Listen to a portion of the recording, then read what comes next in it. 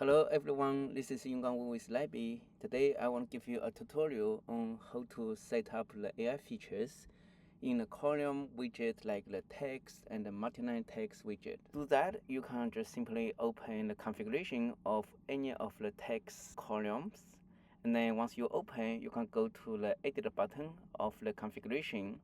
And then over here, you can simply add multiple prompts. Like for example, over here, I just say create a short description for the names, and then I'm going to using the ChatGPT model. Of course, you can choose any other models from the drop down.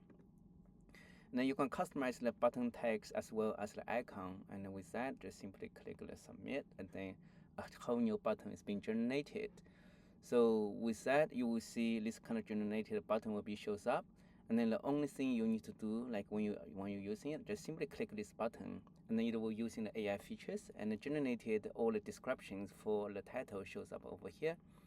So similarly, like for this multi-line test, if we're looking at the configuration, and then actually I configure it to be just ask a simple question like what is the black hole, and then everything else is identical over here. So let me try the multi-line test. And so when I click this button, just in a few seconds, and then the whole detail will be shows up. It shows you a black hole is what, yeah, all different kind of details. So this function is very helpful, and then it can be used in a lot of the cases.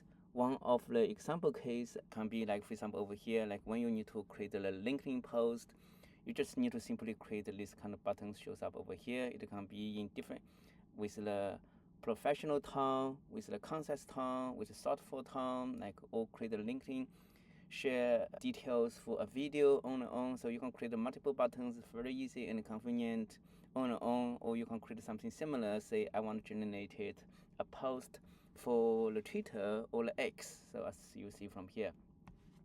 Yeah, so that's a very quick tutorial over here, and then feel free to reach out if you have any questions, and then we'll continue to add more AI features to the system. And enjoying.